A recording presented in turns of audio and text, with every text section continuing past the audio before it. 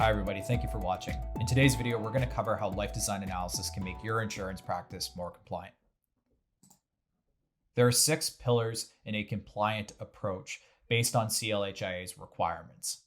What we're going to do is we're going to go through each step or each pillar of the compliant process and show you how life design analysis can streamline this. The first 2 pillars are client expectation and disclosure. Now, going over these 2 sections, that would refer to both our mission statement and our disclaimers. This is something that can be customized for your life design analysis account for you and your business. When presenting a report inside of life design analysis, I'll just scroll past my cover page here. You'll see those are the first 2 pages that we offer. So as long as you have these checked off, I would recommend selecting these as a default for each concept you present. They're covered right away when presenting your case in LDA. The next pillar we'll address is the fact-finding process.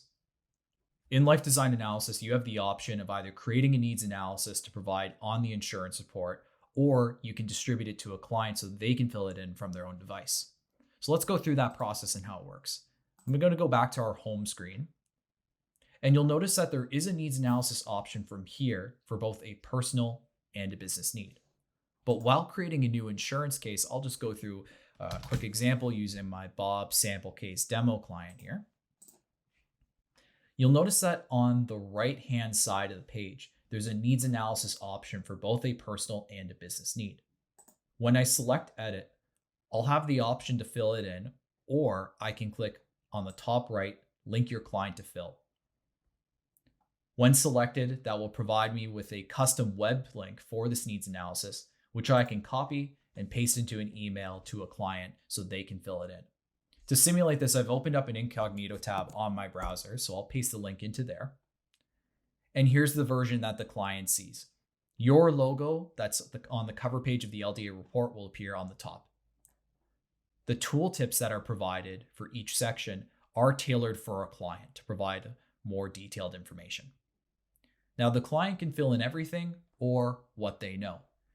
Key thing here to know is that the assets and current insurance will subtract from the actual insurance need. So if assets are being put in, we're only going to factor in something that would be liquidated. So think of cash, TFSAs, a collection of some kind. But the client can go through here, fill in the values, just as I'm doing here.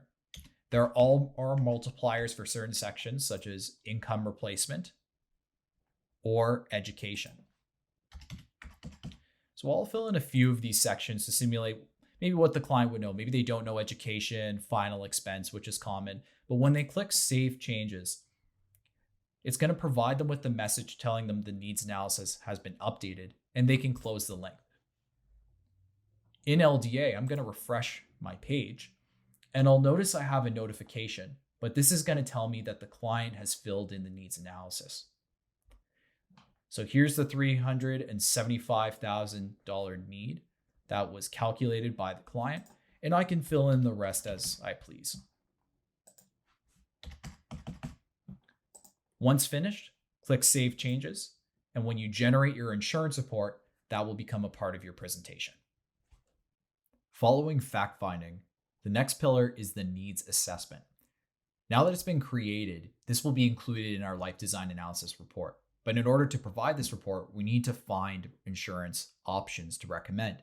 And this brings us to our advise and recommend section.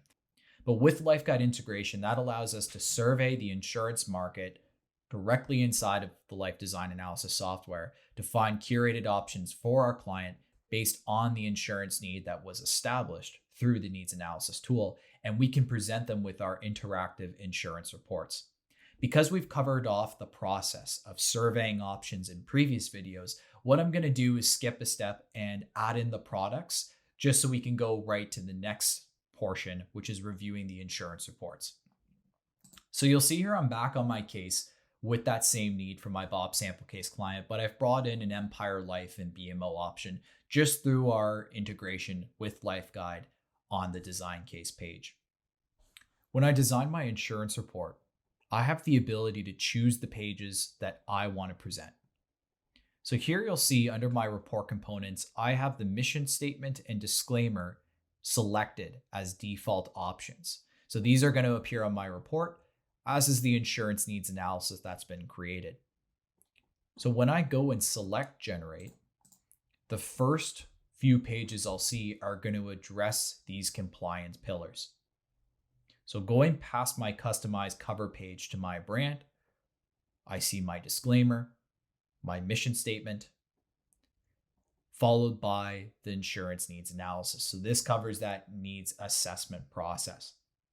Our needs analysis is interactive, meaning we can toggle on and off options on the pie chart, but you'll notice here as I do it, it will also affect the total insurance need, which is now subtracted by 100,000. So I can show my client as they get older, their insurance needs may change, but they may still have a insurance need at the end of the day. In some cases, that could be for estate purposes, legacy fund, charitable donations, which we can add into here.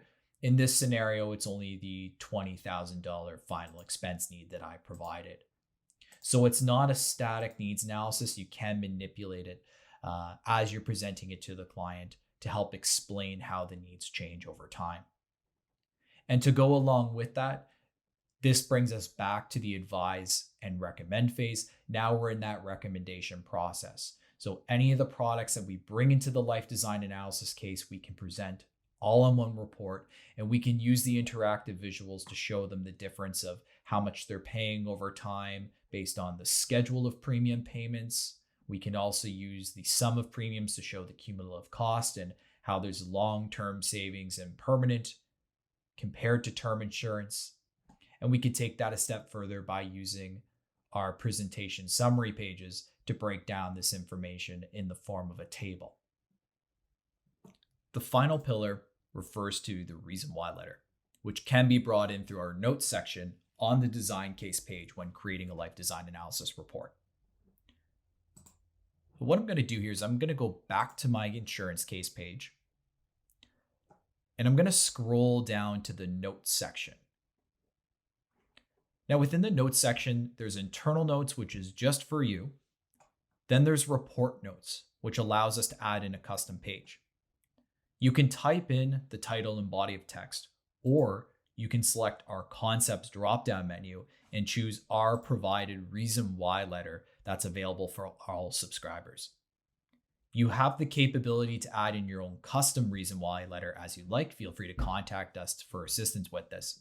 But once we've included the report note template, all we need to do is fill in the blanks based on the need and the recommendation we're making to our clients. Another feature I always like to highlight in here is we provide file storage on the design case page. So any documents that go along with this case, if you want to save them in an encrypted backup location, feel free to load them into your design case page. Now that our reason why letter has been selected, I'll generate the report and I'll show where that comes up on the report. So here we are back to our insurance case, and we can see now that the reason why letter is included just before our insurance needs analysis. So again, just fill in the blanks and that will cover off that pillar of the compliant element steps. As you may know already, life design analysis isn't just for insurance reports. We can also be used to manage your insurance block of business.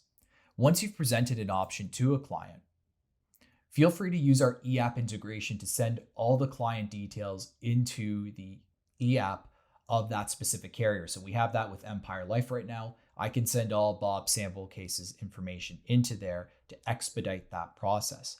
But once they've applied for one of those options, through the edit plan icon that's available for each option we add in, we have the ability to save a policy to the client file, mark it as sold for our own tracking, and provide the issue date and policy number. And it will save this into the client's profile so we can keep track of this policy over time. Once it's loaded into Life Design Analysis, we have filters and notifications to track upcoming opportunities. So that helps stay on top of your block of business moving forward. If you'd like to learn more about compliance within Life Design Analysis, feel free to visit our blog page called Don't Let Compliance Keep You Up at Night to go through the content that we viewed today while recording this video. Also, if you have any questions, feel free to use the live chat built into Life Design Analysis to connect with one of our customer success representatives.